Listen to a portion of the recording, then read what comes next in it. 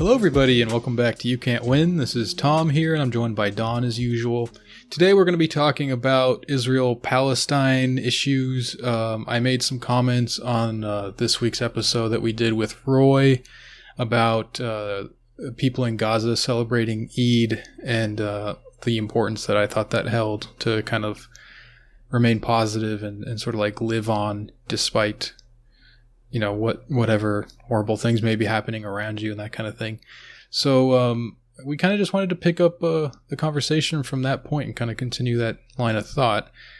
And we also, when I mentioned that we were going to be doing an episode on this topic in the Discord, some people were requesting that we provide some context for the most recent developments. And, neither of us are like super experts on this or anything, but I can provide like the way that I view situations and developments in Israel and Palestine and kind of like how I understand them, and maybe that can be enlightening to some people. Yeah, so I mean, you're being a bit humble about it, but you have been there, I guess, and that is different than I think most other, at least podcasters. Well, yeah, I've spent some time there, but I also, it was 10 years ago. It wasn't for a very long time. I can't say that it's not, you can ask any journalist or whatever who's been there and they'll give you a much better perspective. And It's not like I do a lot of reading on it or anything either. Yeah. I just mean that, I think that's a valuable thing to, personal experience that, of actually being around different communities and stuff is, I don't know, it's interesting to me at least to hear about. And, it also fits with this, idea of, everyday life, and not so much this as something that continues on and stuff, and not so much as turning it into, even just not turning it into a foreign policy journalist kind of thing or something, all the time. Yeah.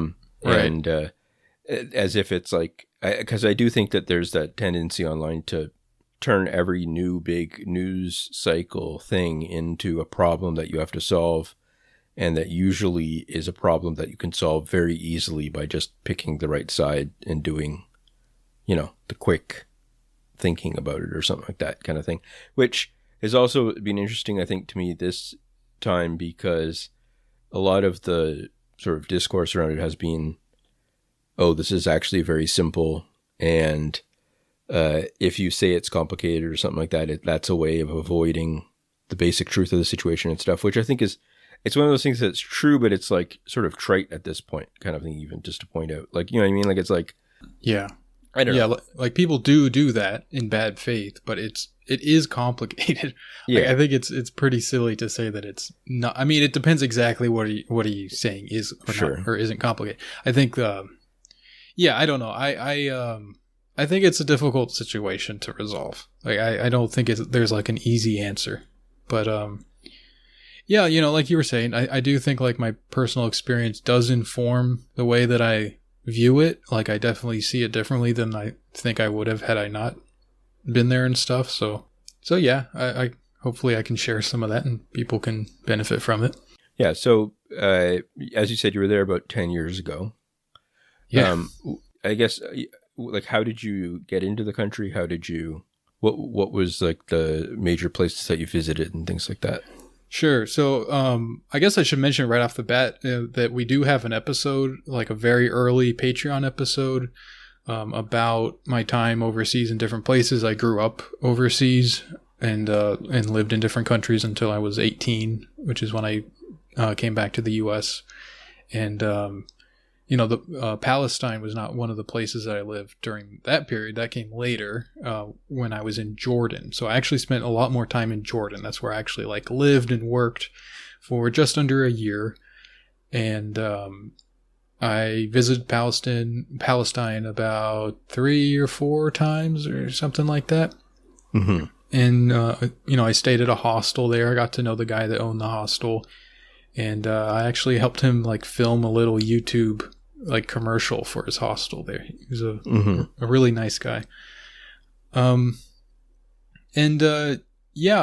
visited Jerusalem, Ramallah, Nablus, Jericho, which is kind of when you're coming from Jordan, you cross a bridge in a minefield, and then like the first kind of town that's like a hub for buses and, you know, taxis and things like that is basically at Jericho. So I guess I technically visited it.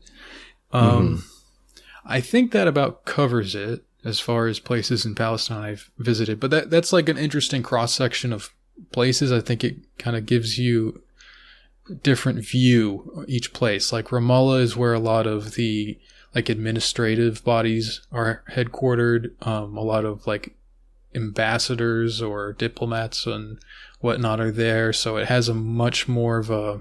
You can feel that there's some money there. There's a lot more what are called internationals around the place, and it just has that kind of vibe. It feels like somehow less Palestinian than some of the other places. Nablus, on the other hand, is a very proud city for its never having been conquered by the Israelis or anything like that. They have martyr posters everywhere. It's much more conservative. You see, men and women both wearing much more kind of like Islamic or traditional sort of outfits. Men are all in like suits and stuff, usually with some kind of cap. Women are all in hijab. So it's kind of like the other side of the coin sort of thing. There was a funny anecdote, actually. Like, I don't know, this is just a funny thing about Nablus. It's also kind of known as like the gay capital of Palestine. They have a lot of like bathhouses and all that kind of stuff. It's sort of got like this vibrant gay culture alongside its like very conservative, militant kind of thing. So interesting mix. And there's a funny story about Arafat when he visited one time to like give a speech and stuff. He was wearing like a Kevlar bulletproof vest, and he joked about like, I wasn't sure when I came to Nablus whether I should be wearing this on my chest or on my butt. Oh. Yeah. So I don't know, just funny stuff. And then Jerusalem is sort of like, I don't know, Jerusalem is it's just unique, it's really kind of incomparable. I really love Jerusalem. I thought it was a really fascinating place to be. I talked about it a little bit more on that other episode, so I won't go on too long about it. But I don't know. Like I said, I wasn't there for a very long time, but it made a very strong impression on me, and I even like think about my time there just kind of randomly, a lot more so than I even think about like the time in Jordan, even though I was there for much longer. Palestinians themselves, very positive impression of them. They're really nice people, really like fun people to be around. The people that I met were mainly kind of more like middle class, I would say. But and we didn't like always, it wasn't always like political talk or anything, but I did get to like kind of sit in on some discussions that people were having and just kind of listen to people's perspectives and stuff. And it was really enlightening. At the time I was like pretty much at the peak of like my like communist sort of Marxist phase. And so it was pretty interesting to hear people talk about things that I was like in my head were like very important and like noble, righteous kind of causes. And just to hear like what people who actually have to live through this stuff, how they feel about it. I wouldn't say that it like shattered any sort of notions that I had or anything necessarily, but it definitely gave a perspective of like, I don't know, just that like, this isn't my fight. This is for these people to kind of deal with. And it's not really like, I shouldn't be so cavalier about like what should or shouldn't be done kind of a thing, Yeah. I feel like, I've only been following it as like a news sort of thing, right? Like I've never been there or anything, but I do feel like I kind of ended up in a similar position of, I think the example I gave before was like the two-state solution kind of thing that people talk about, which could be, the standard sort of left thing now is to say that that's basically an absurd fantasy because there's no way that the facts on the ground could mesh with like creating a second state kind of thing, out of the thing. I think that's fine. I think that's like probably got a lot of truth to it or whatever, but I think it does too, yeah. And but I also think at the same time that it's like, anything could happen kind of thing, like it could be that like there's a tragic two-state solution or something too, right? Like it doesn't need to evolve in a way that I think is the most rational or something like that, right? So you could have a situation where there is some sort of like cleansing two-state solution or something, right? Like,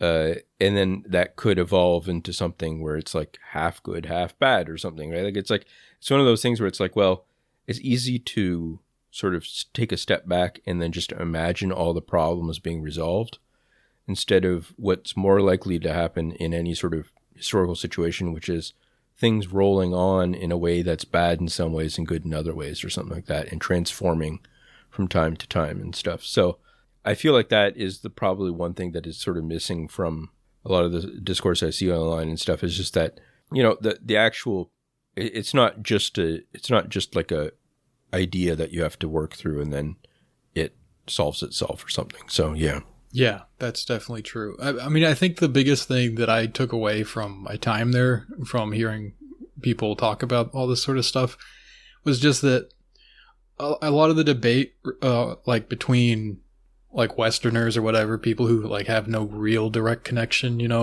revolves around like the issue of like what's a just solution.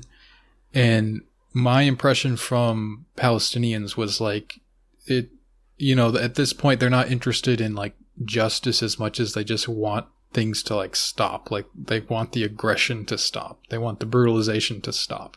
The humiliation too. That was another thing that made an impression on me, was that people were reacted more strongly to things like kind of like the demoralizing aspect of it and the humiliating aspect of it, and less so about like, this is an injustice that needs to be corrected.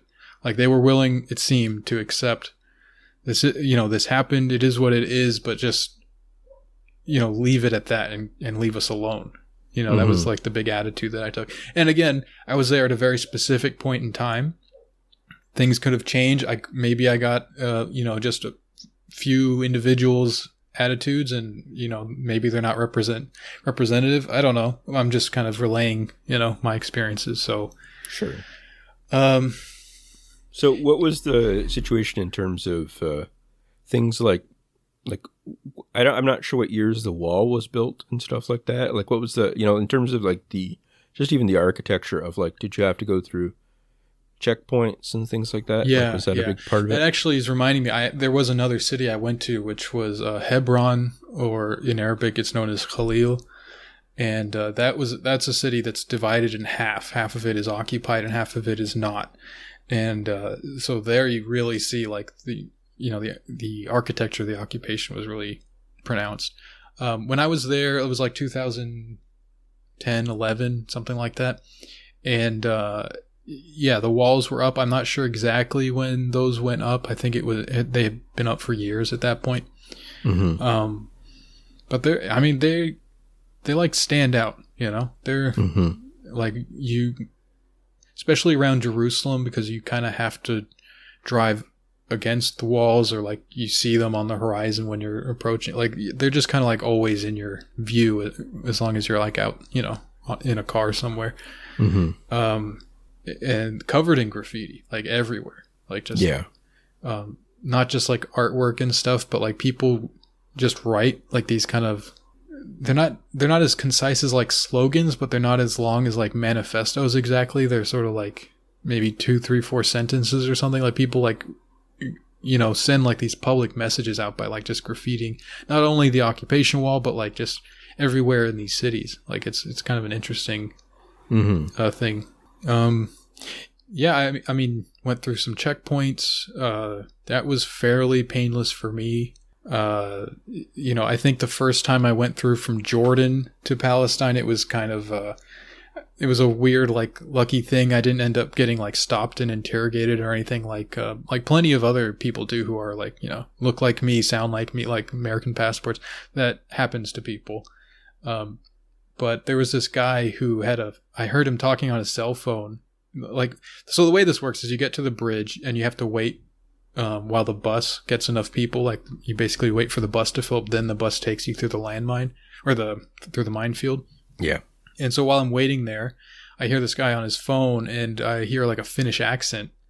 And, he's speaking English, but I can hear that he's got a Finnish accent, So then I ask him, are you Finnish? And he says yes. And I speak a little bit of Finnish with him. And he kind of like takes a liking to me. He's like, oh, are you visiting someone here? I'm like, yeah, I'm here just on tourism. I teach English here in Jordan and da-da-da. And he kind of like, he worked for the UN, it turned out. He was there to like teach the Palestinian Authority about human rights, is what he said. Yeah.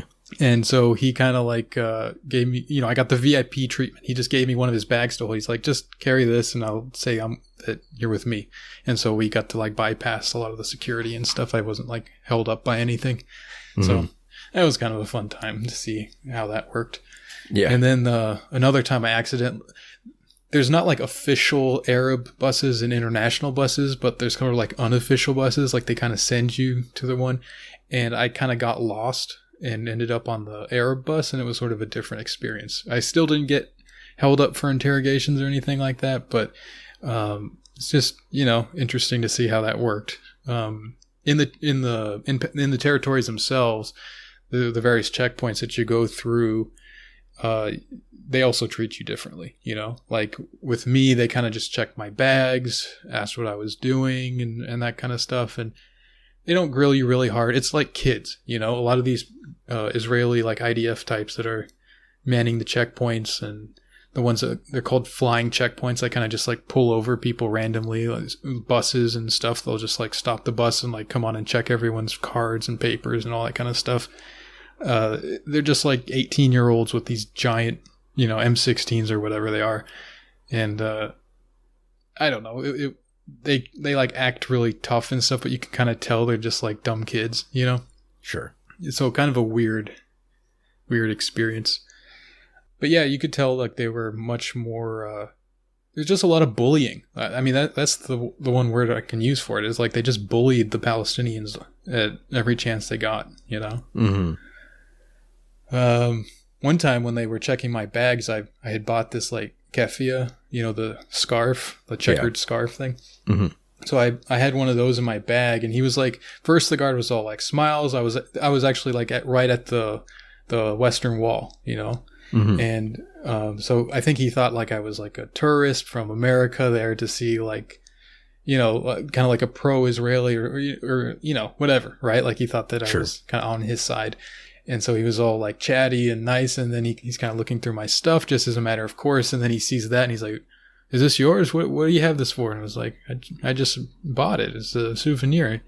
He's like, why do you have this? And I'm like, I just bought it. It's just I just bought it. It's a thing. Yeah. And he's like, this is for them. This is their clothes. This is not for you, Oh yeah. And then he puts it back in the bag. So, very minor stuff, right? Like, but it just kind of shows you the attitudes that people have to deal with. So when you were in Jerusalem, like, did you go to any of the like holy sites or anything like that? Yeah, I did. I got to see the Holy Sepulchre. I saw Al-Aqsa and the Dome of the Rock, the Mount of Olives. Walked around the old like castle walls, the citadel walls. Saw the Western Wall, as I said.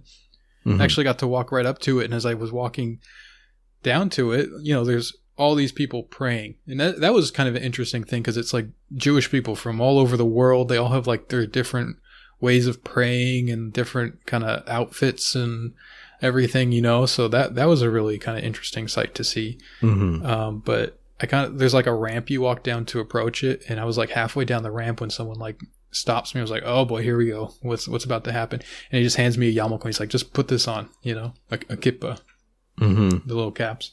Yeah. Because I was like, I don't know if I need to wear this if I'm not Jewish or whatever, and I don't know if I was even supposed to approach it or whatever. It's not like they like, you don't have like a little yellow star you can flash or anything. Sure. Yeah. So, they had the little prayers stuck in the wall and stuff. Mm-hmm. So, what is the sort of significance of Al-Aqsa in Islam? Like what? And it's like, I mean, like the culture, like. Yeah, so they're both very important. Al-Aqsa was the mosque that Muhammad visited on his way so there's like the famous like night journey, the Isra wal Miraj, that he took from Medina. Yeah, it's either Medina or Mecca. Now I'm getting it confused, but I think it's Medina to Jerusalem on this like magic horse kind of a thing. And the Al-Aqsa is the mosque that he stopped at. So he like prayed in Medina and went to Jerusalem that way. And so that's the mosque where he did that. And the Dome of the Rock, I don't think has like a story in that sense behind it, but it's a really magnificent building. It's just like really breathtaking. It was built later, I believe. Al-Aqsa is actually a very unassuming place. When you hear Al-Aqsa, I think, at least I know I did, I pictured the Dome of the Rock, because that's like the gold dome and the the blue and the white and everything. That's the Dome of the Rock. Al-Aqsa actually has it's like gray, it's just got this gray iron dome over it and stuff. But inside it's really nice, and the Dome of the Rock is a beautiful place. One thing that I noticed while I was there was like the construction, like the quote unquote archaeological stuff that's going on under Al-Aqsa. Like it's very clearly like digging right under it, and the like kind of like conspiracy theory is that the Israelis are trying to like dig out the foundation so that it will just collapse on its own. Which I don't know. I'm not. I don't have all the facts. I don't really know one way or the other, but I could see it. Yeah. So I guess this is where the flashpoint of the recent fighting kind of sort of started, right? Like this is the.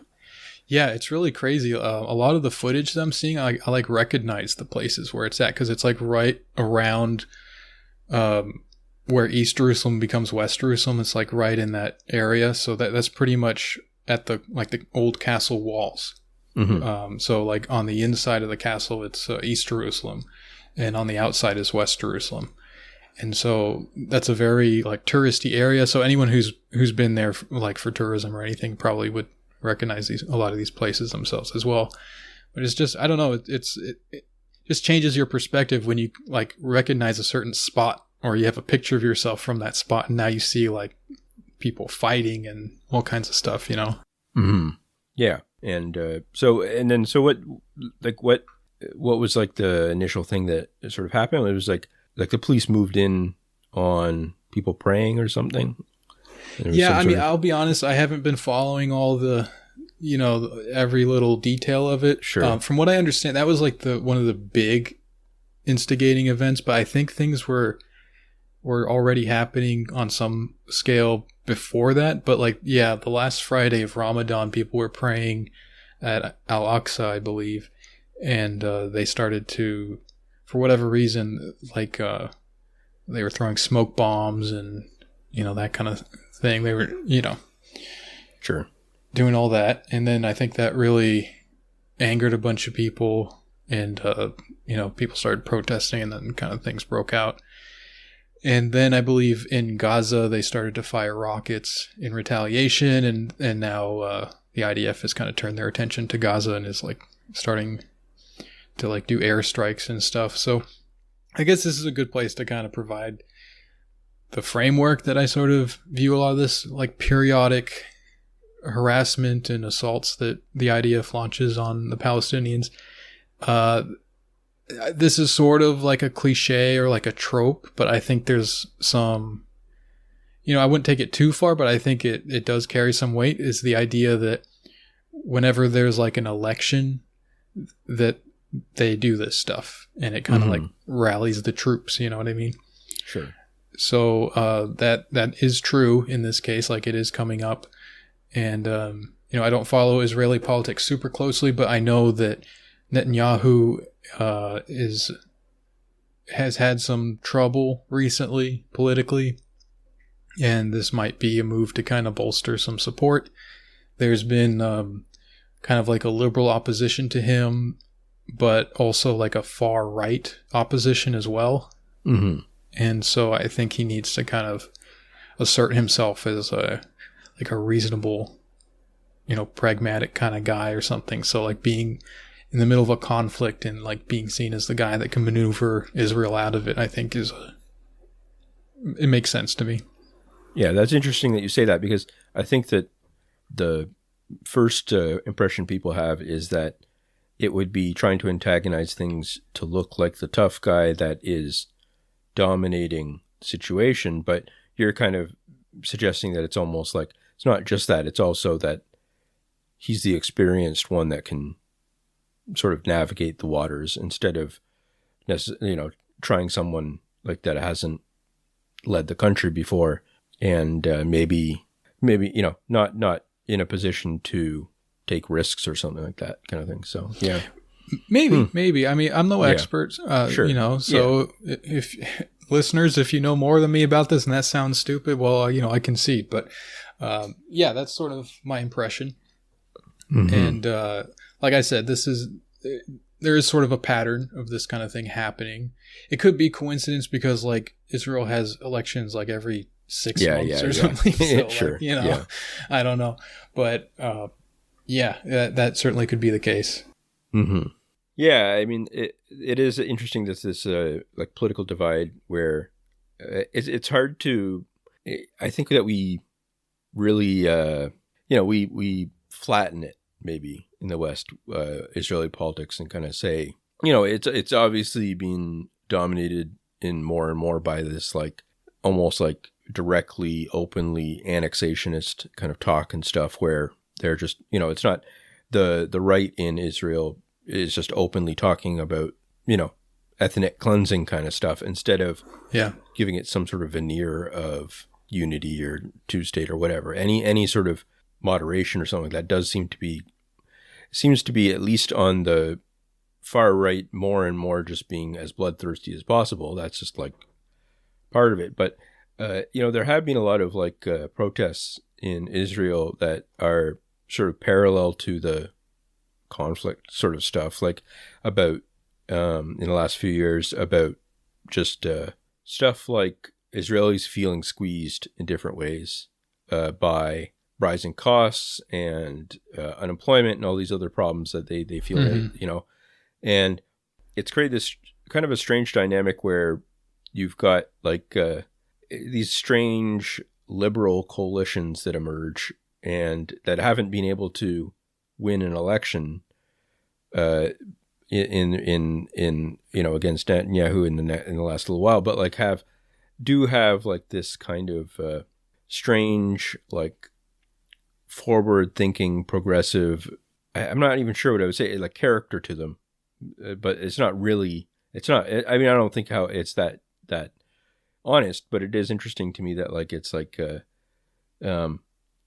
it's something that is part of the dynamic that is at play. And these parties can be I'm thinking of stuff like Kadima or like Blue and White now and stuff, or a lot of the things that sort of emerged out of the collapse of labor in different ways. But like I think it's interesting that like those people right now are not doing a good job communicating to the West kind of in different ways, right? Like in the popular media, they've been sidelined in a lot of ways, even though they're still a pretty big chunk of Israeli politics. But like it's interesting because I follow Gal Gadot stuff on Twitter as a joke, basically, but she does represent, I think, like this anti-Netanyahu, but pro-Zionist, liberal, sort of forward-thinking thing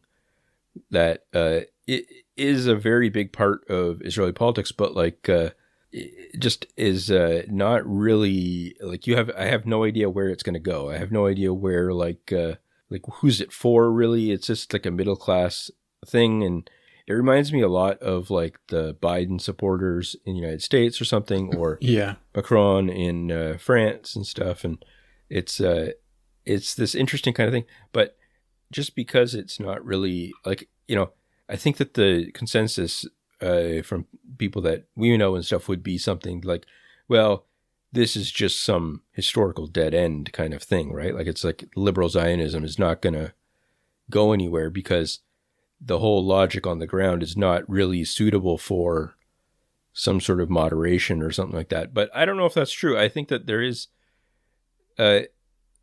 always these ways that like coalitions form that people can never expect, and take things in a direction. And it might actually be, I mean, I think that one of the reasons why people enjoy the sort of polarization narrative so much is that it does seem to give way to something decisive, like it seems to get like the situation on the ground where, if the far right just keeps gaining in power year after year, then to some extent that it at least gives the sense that, well, then people are going to have to pool on the other side in a more radical position or something like that. But I think like someone like Biden proved that, like, that's not necessarily what's going to happen. It could also coalesce around these strange liberal groupings that like don't that provide very unsatisfying answers to the situation, but are able to roll on for years and years. So yeah. I mean, at least as much as like a conservative or a right wing faction would be able to. I kind of see Israel as being a little bit stuck. I think that like one of their top priorities has always been demographic majority, right? Like maintaining a Jewish majority. And they've been having trouble with that for a long time. More people emigrate out of Israel than have been moving to Israel for years now. Their birth rate is under 2. Palestinians are like got a birth rate like 4 or 5 per woman. It's really crazy.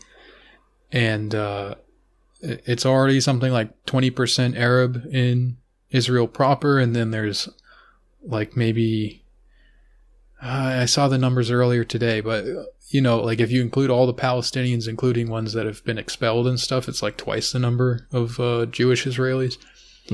So they're feeling the pressure of that. Yeah. Right.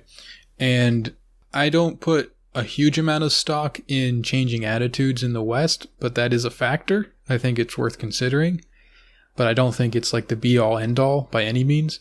But I think it is something notable that people are much more willing to call out Israel. American Jews in particular, like past few years, have become less and less pro Israel and pro Zionist. And now like the population at large is less interested in that kind of thing. I think people are maybe overstating it a bit on Twitter. I think Twitter is a natural place for that kind of stuff to live.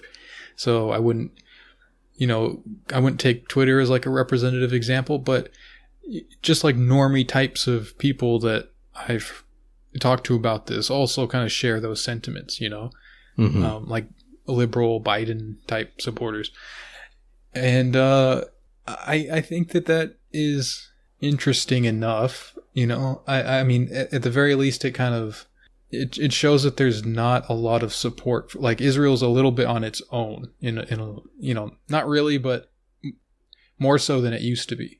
So I think it's in a position where it's stuck, and I don't see a lot of help coming its way in a significant manner. Like, it's going to get money, it's going to get arms, it's going to get protection in the UN and all that kind of stuff. But as far as like the settlers and the right wing they used to have very poor relations with one another, and now they're kind of more like a unified. There's like an alliance there, and that's why the settlers have been emboldened in recent years. I think it's not that's not very stable ground politically speaking for them to kind of like throw in with settlers, because there's not a lot to build on there. That just means like, okay, we have to go full expansionist, but we can't really accomplish that. As much as people talk about Zionist expansionism and all this kind of stuff, they kind of like are reactive in a lot of ways. Like they are expansionist and they are aggressive, but they aren't really like, what territory have they picked up? They've kind of got this like occupation over the West Bank. They've got a siege of Gaza. They took the Golan Heights, which is like this tiny little patch of land, and that's like barely a thing. Like they had to give back the Sinai. They are not, able to expand very well. And if they're kind of putting all their eggs in the, okay, we're going to go full settler and expand as much as possible basket. Okay, let's see that happen, Israel. Like, what's your next move? I don't know if that is a realistic possibility for them, just like from a practical perspective. So, yeah, I don't know. They kind of created a problem for themselves they're going to have to solve. I also don't think like just going full genocide is a real thing, or like people kind of get a little bit hyperbolic about like the Samson option and all that kind of stuff. It's scary that they have nuclear weapons pointed at the Kaaba. You know what I mean? Like that's not a good thing. But I don't see that really playing a role outside of like just making sure Iran and Saudi Arabia know that. You know what I mean? Like, I don't know. I don't see them having a lot of tools to solve their problems right now. So I think that's a good thing. Yeah, I mean, it could go very badly, but I think overall pressure on them to fix things that they can't fix is probably a good thing, Yeah, that's interesting. I think that's the sort of two-sided thing of it, where people kind of emphasize the dominance of the right wing, the dominance of this sort of settler mentality or something of annexationist kind of mentality. But, as you said, that's not necessarily going to take them too far down the road of anywhere that they want to be. Even if they did, go sort of more full thing, it's like the likely counter moves and all that would be so profound that, or whatever, it's not going to work out the way that it's not like that's a viable strategy for the long term or something like that compared to. Yeah. But I think that is part of it, where, the right wing feels that precarity, feels like we don't have a tight grip on the situation, and sort of lash out because of that. I mean, that's got to be part of the reason for the different communal violence, like in terms of the more personal of, like, say, Jewish groups going out and attacking Arab Israelis in the street and stuff like that kind of thing. But like, I thought that it was sort of like a funny narrative thing. I don't know, you can't read much into it, but I do think it was interesting that, like, about Gal Gadot is that, so in 2014, there was sort of similar fighting against Hamas and Gaza and stuff, like, was part of what was happening in Israel, whatever. And she posted like an Instagram thing that was her, or Facebook, whatever, that was her praying for the safety of the troops. And it was like this thing about like how, and it included like a comment about how Hamas hides behind women and children and stuff. And it was pretty much like, dialed up to 10 of what you're going to see in terms of pro-IDF, pro-Zionist kind of stuff, right? Like it was all the way up there, basically.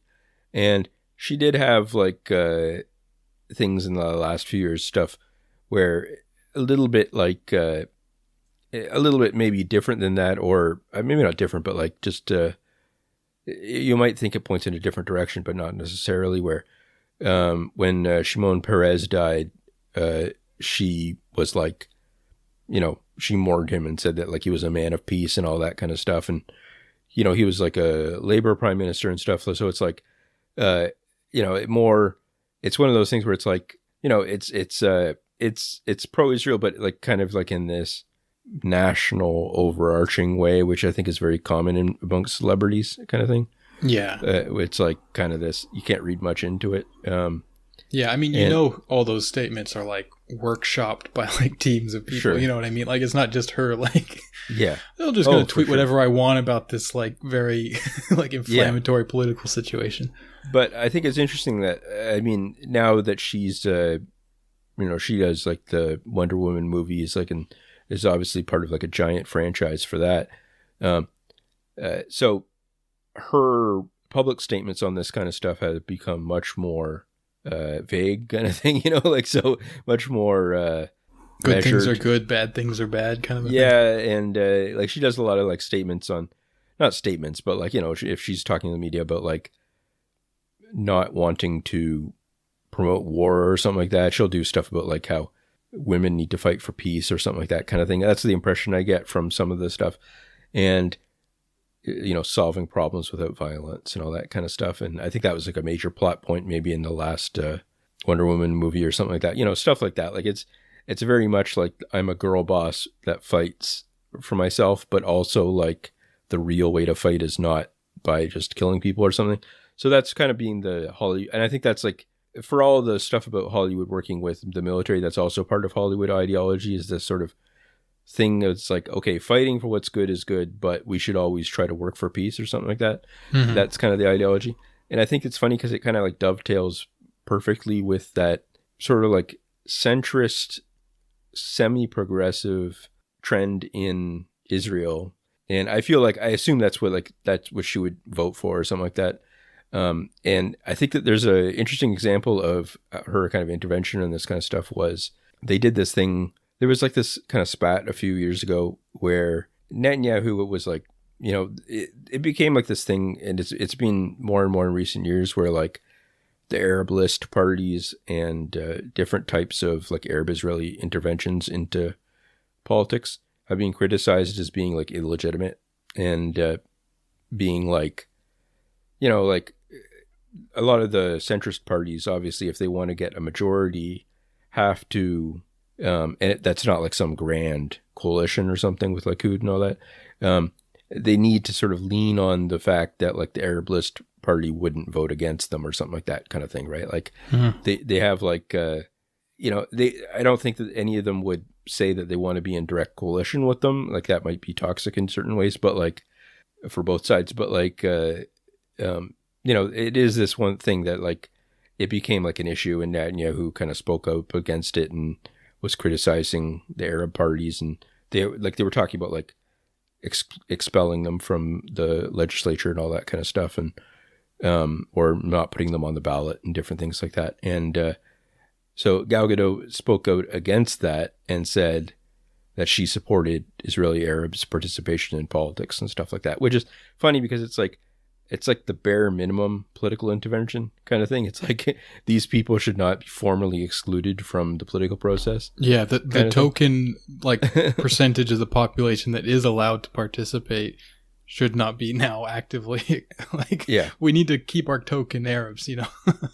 And I thought it was like a perfect example of this sort of like liberal Zionist social media dominated kind of thing or something of like, okay, so it's one step to the left of Netanyahu, but it's important because it does show that like it's like a changing attitude in the way that like if 7 years ago she was posting a picture of her in like a prayer veil with her children, like being like, I'm praying for the soldiers and Hamas is like cowards and stuff, and now she's like, my heart bleeds for my country, you know, or whatever, my heart breaks, like, and I just want the fighting to stop kind of thing. I don't know. I feel like it's interesting because it's like sort of progress in some weird limited way or something, you know, like it's like, yeah. It's like pretty lame stuff, but it's funny because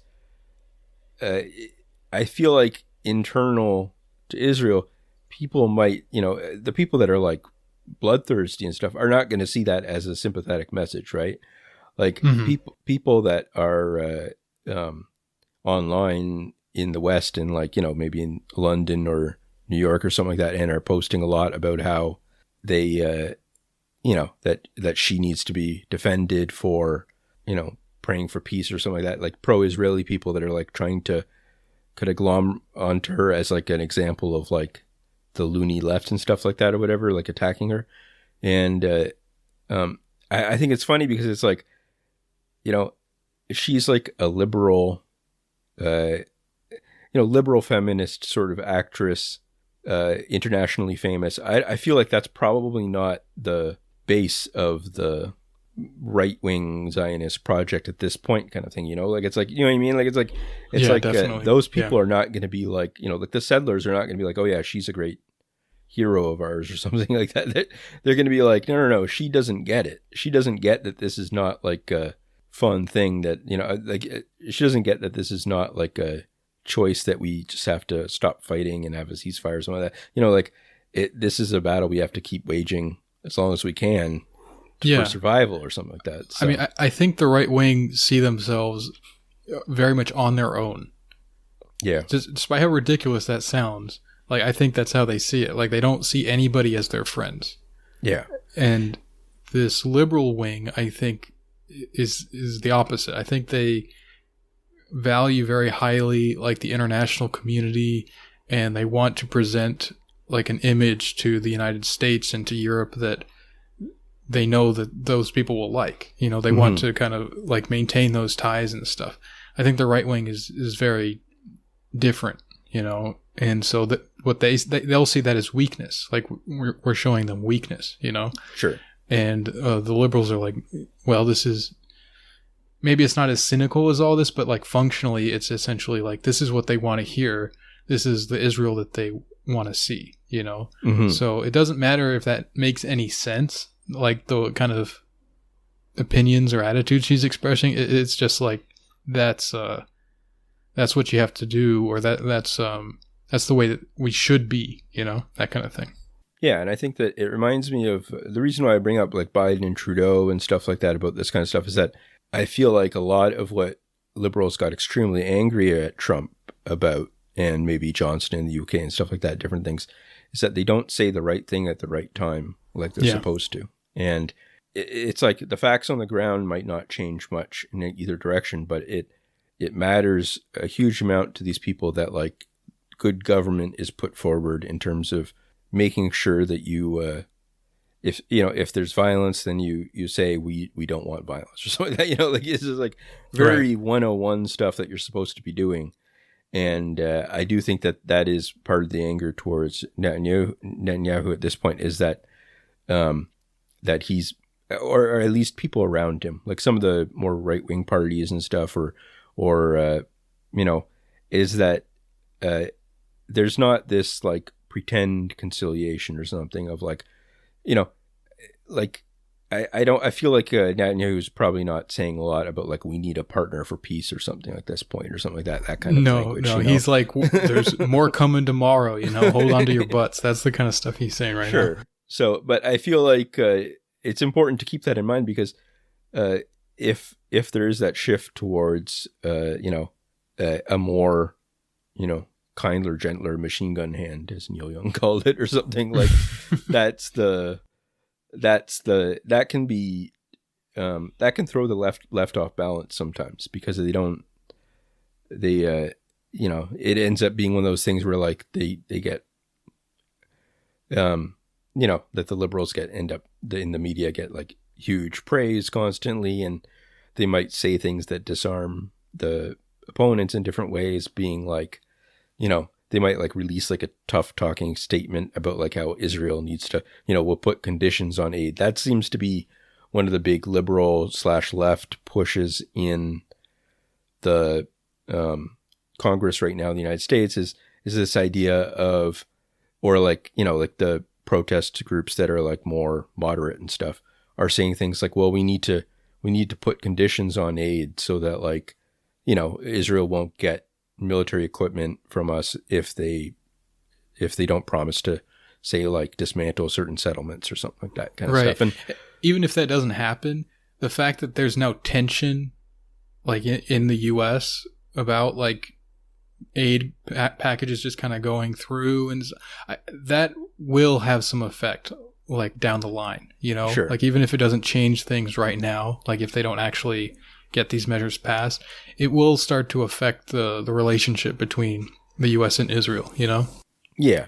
And I think that but it can also end up being this kind of lame situation where there can be a win for the liberals kind of in a certain way, where they see themselves as being like a bit more tougher on Israel, but there's no actual, actual meat there too. So that's true. Yeah. I think that's part of it. And,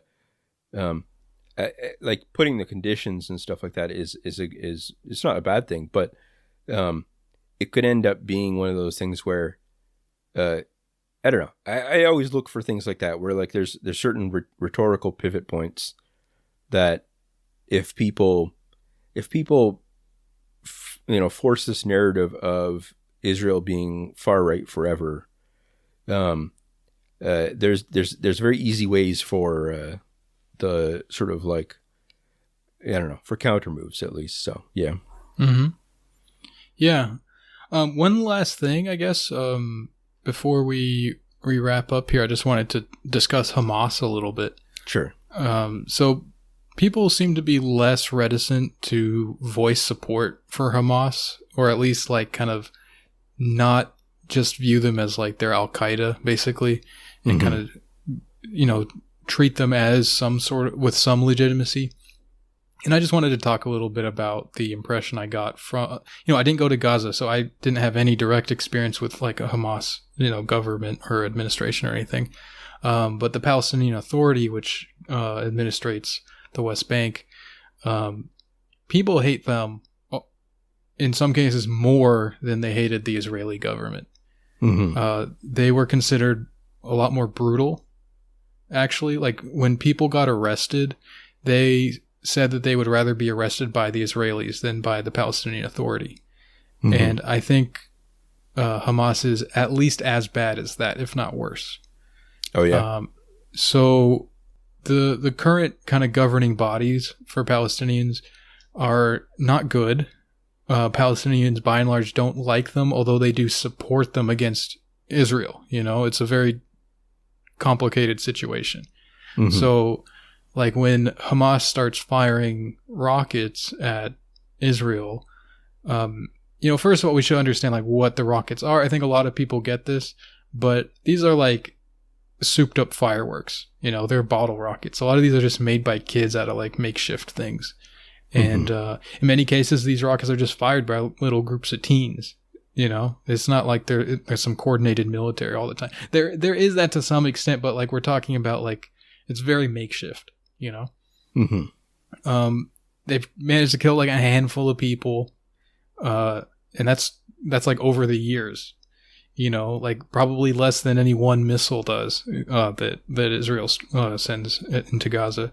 So, it's definitely disproportionate. The like when like the Israeli liberals and stuff are like, oh, we got to end the violence. It definitely keeps the door open for like, piling on the criticism of Palestinians for like resisting and fighting back.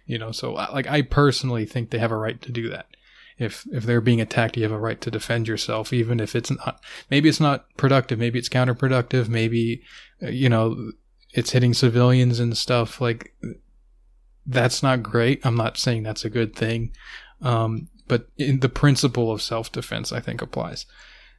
But yeah, like, so I think you can say that and also say Hamas is not a good governing body or a good, they're not like a good political entity to support in all respects. Same thing with the Palestinian Authority. I don't think you should view them as the good guys or anything. In fact, a lot of people that I spoke to view them as like collaborators. It's kind of like understood, or at least this is like there's a lot of sort of speculation and, for lack of a better word, like conspiracy theory that goes around because information is so tightly controlled, and because it's the kind of circumstances that kind of stuff is like a reality. It's kind of hard to deny that sort of stuff goes on.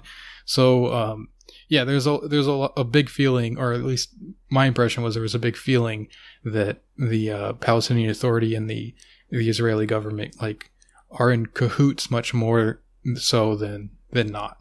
There's definitely tension. It's not like they're completely on the same side, or that they're like that the PA is like a puppet of the Israelis or anything like that, which I've seen people say that. I think that's a simplification. But it's similar to how like Israel and Saudi Arabia, or even in some cases like Iran and Saudi, or Iran and Israel have kind of done things like, very, on the hush hush kind of, made deals here and there. This stuff happens with every government, any kind of political entity will make deals with other ones, even ones that are like publicly, they're like, we will not even recognize them, we want to destroy them. That may be true, but they're still going to do business, when there's like a deal to be made. Sure. So yeah, I just wanted to kind of like say that and to express it. I think it is a very complicated situation. Like when we talk about solutions to the problem, one state or two state or whatever, we talked about this earlier. I do think two state is, if we're talking about like the current, the extant kind of territories of that the Palestinians hold as being a state, I don't think that is workable. I think the Israelis have designed it that way with the way like they built the wall. I think that's that's one of the big purposes of building that wall. They control like a lot of the water and the resources. I think all of the resources, all of the like internet and telephone and all that kind of stuff. Like that is not something that I think makes for a viable state. Like even if it's going to say like, well, that would go back to Palestinian hands. Like we're talking about like handing it over to like a family that would then control it and would probably live in Tel Aviv or something, So, and then, I mean, just the geographic incoherence of the territories. It's a lot of people know this, I guess, but like it's very fractured. Not even just Gaza and the West Bank, but like within the West Bank itself, it's not like a coherent blob. It's like little patches of things. The Israeli settlers have captured a lot of these like hilltop areas where, which are like good for, building homes and cultivating land, and they've done all the little details, all the little things that make it possible to live there. They have kind of made it good for them and bad for the Palestinians. And I think it's all for the purpose of making it so like the Palestinians eventually will just have to go, So I don't know if a two-state solution is just as easy as like signing a paper and then saying like, yeah, it's done. Sure. Putting aside the issue of like justice. I also think that would be kind of like codifying the theft and the conquest of Palestinian land. So I don't really like that either. A one-state solution is also kind of difficult. I mean, I think that makes the most sense, where you just have a state that isn't governed by any sort of like racialized apartheid system. Israeli society is highly racist, even if you discount the anti-Arab racism. If you just kind of consider like Jewish Israeli society, there's a hierarchy of European, Middle Eastern, and African. Like there's it's not like they're all like one happy family, So, if we have a one state that has full rights for everybody and, an end to the whole apartheid deal, you still have the question of like, well, what about people's homes? Like if someone's had their home taken and someone else lives there now, you're kind of stuck in a situation. Well, somebody is going to end up homeless here, And I don't think you can just say like, yeah, we're one state now. You have full rights, but we're keeping the houses. Yeah. I don't know. Maybe that would work. I mean, I don't know. Palestinians are very, obviously many of them are very, very serious about the right of return. They take very seriously the fact that they want their land back. A lot of that land is something that's been in their family for generations. Olive trees are a big part of the economy, and olive trees take a long time to develop. So like 7 years before they end up producing any fruit. And those trees, some of them are like centuries old, so that it's like I think that's just another sort of factor thrown into the mix. It's not as easy as like, oh, well, I can be a mechanic anywhere kind of a thing, Exactly. Yeah. Yeah. So, that's interesting. But like, I don't know if we're going to kick out all the Israelis, like, is that seems difficult. I don't know if that's as easy as that, I'm not the guy who's making the call here. I'm not, I don't have the answers to this, but I feel like it's also doesn't feel right to just say like, just get out. Sure. Because a lot of these people, they moved here, they don't have anywhere to go. I mean, they can go somewhere technically, but so can Palestinians. So like, I'm not saying that they have as much of a right to be there as the Palestinians do. That's definitely not the case. I think like Finkelstein the other day said that Israelis have one right and one right alone, and that's to leave, pack their bags and go home. And I think like I agree with that in one sense, but I also don't know if that's like a good solution. Mm-hmm. That doesn't seem like a productive way to look at it. So I really don't know. Maybe that is all there is you can do about it.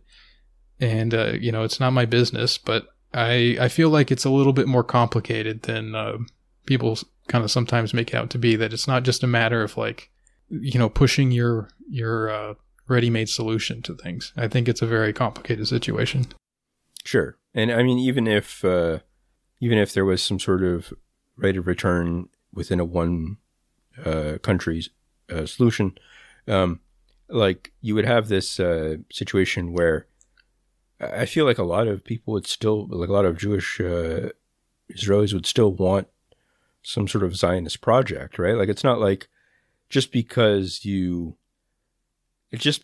like maybe there was some sort of grand agreement or something that was, or like maybe some military situation changed in some way, or, something would have to dramatically change for the one state solution to that in a way that benefited Arabs to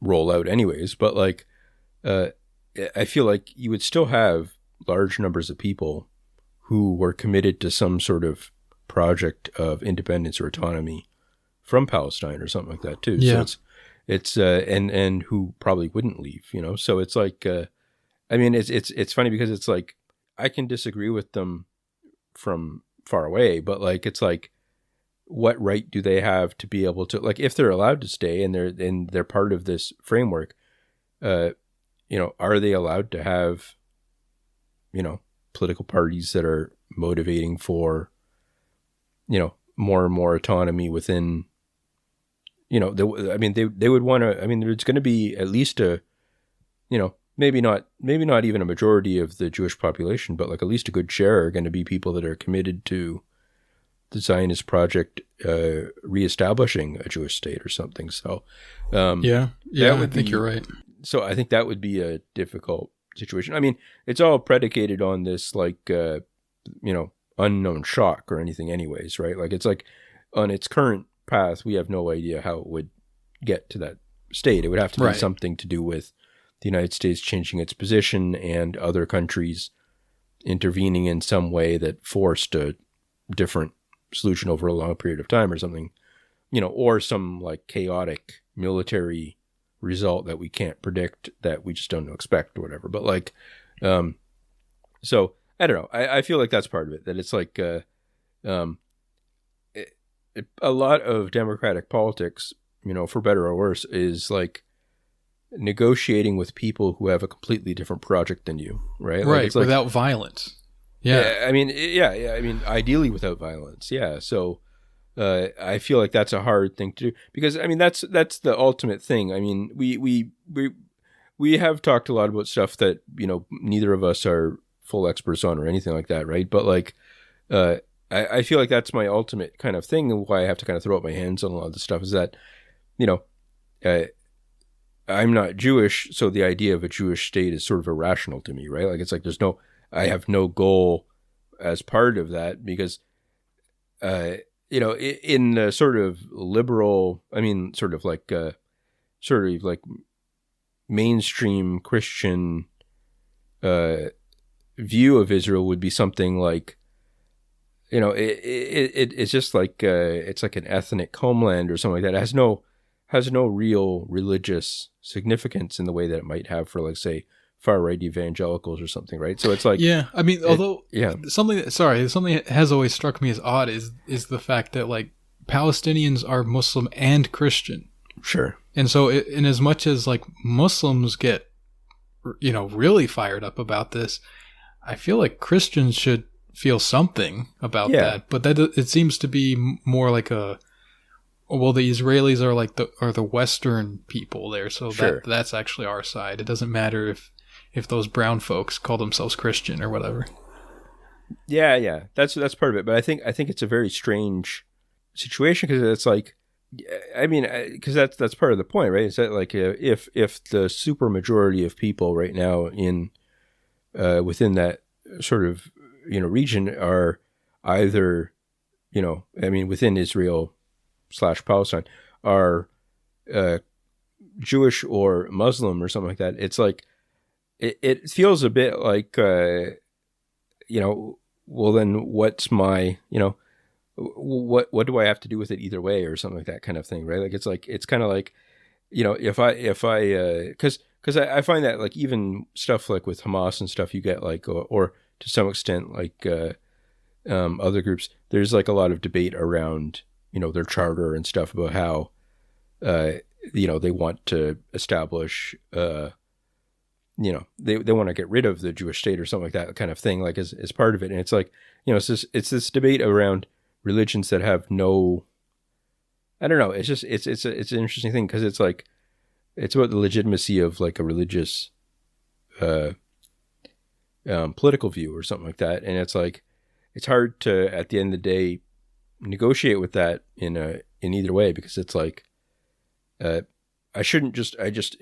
like I don't have a strong opinion on it because I just don't agree with their religion. So it's like, right, what's the point there then? What's the point of so I mean, I think what I'm trying to say about is sort of like to deal with the Zionist project or something like that, where it's like, if you do have this concentrated number of people who are committed to that project, it's like, yeah, but it's easy for me to say that is wrong in different ways because I don't support, this thing. But like, I don't really have a big problem with like, I don't know, like, United Kingdom having, the Queen being also the head of the church or something like that kind of thing. It's not like, right, it's not a big deal to me or something like that. Like, I don't know if like it's necessarily the case that having a state religion to some extent, and a state religion to the degree that it's like trying to maintain its position as a state religion or something like that in itself to me is like, it's not something that I feel like I need to have a strong opinion on.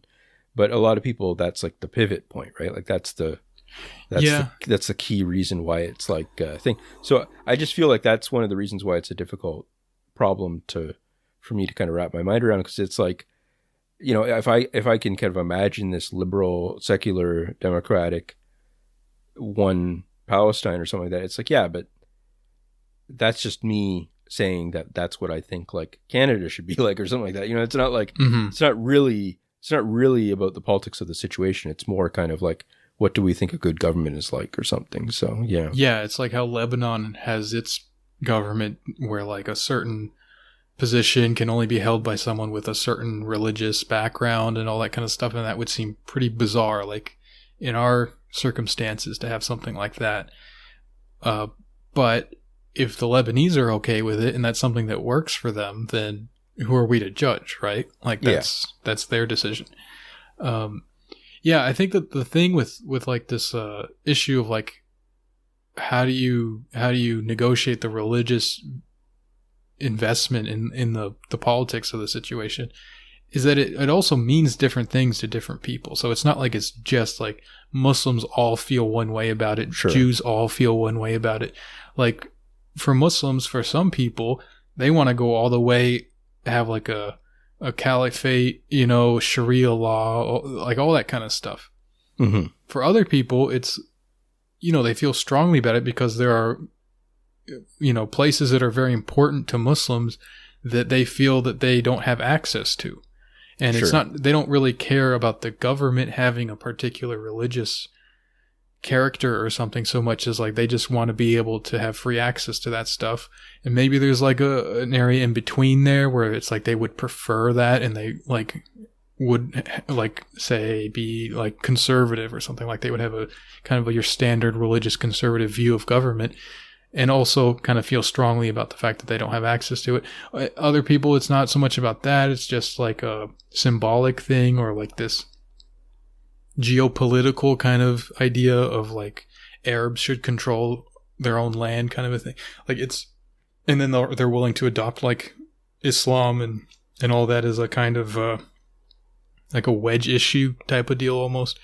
It gets complicated and it's very difficult to understand that from outside, you know. And I view myself as an outsider to this, obviously. Like, just because I'm Muslim doesn't mean I, you know, have any inside view on this. And for Jews, it's the same thing to a large extent. You know, I think for some people, it's like, to what extent does something like a Jewish homeland mean like a state that has a specific character that needs to defend its demographic majority of Jews, right? Mm-hmm. Not all people who have some sympathy for Israel like are like that, or are like full bore, you know, greater Israel all the way kind of a thing, you know. Mm-hmm. One thing I do know a little bit about, actually, I guess, is the pre 48 Zionist movement, and like the Zionist immigration during the Ottoman period. Mm-hmm. And that is interesting.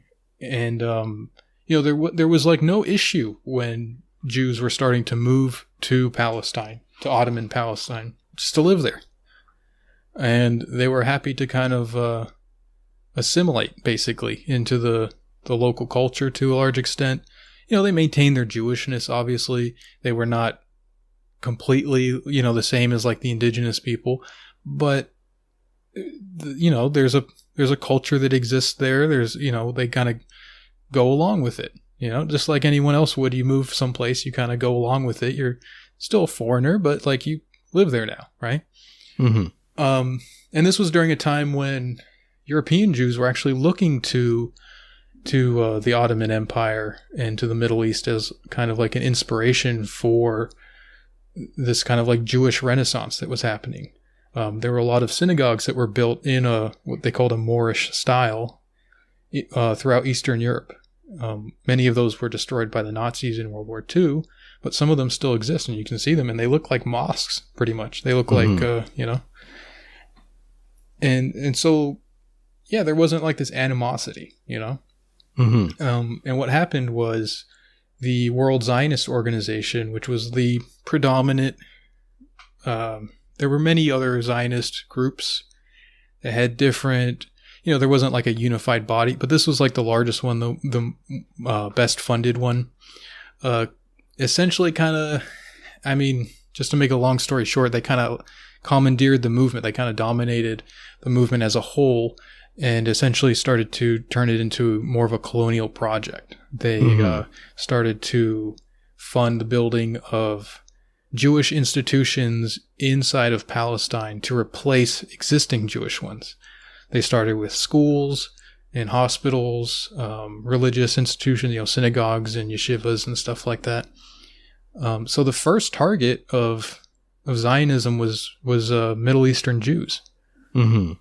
And Masonic lodges also play an interesting role in this. Like, we're kind of like the secular version of that. So there were these people who, Zionist Jews who were religiously motivated, or at least kind of, you know, when we talk about Judaism, it's talking about it as like religiously motivated. Sometimes that gets a little bit of a clunky term because it's not necessarily religious in the sense we would think of like with Christians or Muslims. There's like an ethno-religious thing, so it's maybe more about like that, you know, just like the cultural thing rather than like religion as such, you know. Mm-hmm. But there were more secular people who also building schools, but Masonic lodges were a big thing as well, and it was more about like civilization, you know, modern civilization, bringing that to the Middle East. Mm-hmm. And that's interesting. Yeah. You know, they saw it as like a progressive thing to do, very much in line with a lot of colonial attitudes, you know, and even kind of contrasting their project with other colonial projects because it wasn't as violent. It wasn't violent at all, really, at that point. So they kind of saw that as like a plus for them. That kind of ended up, you know, not going in that direction. Eventually things, you know, you start building up, like if there's an existing Jewish hospital here and you build one right next to it that's not for Europeans, but it's built by Europeans, it's better, you know, it's got more money, you know what I mean?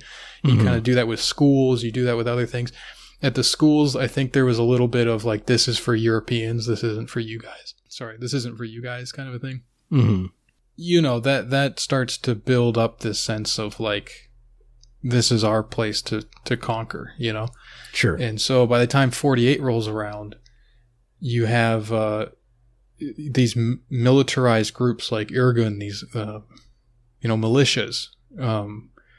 They're starting to talk about like doing, like pushing Palestinians out of villages so they can claim entire villages, and they're trying to acquire weapons and stuff.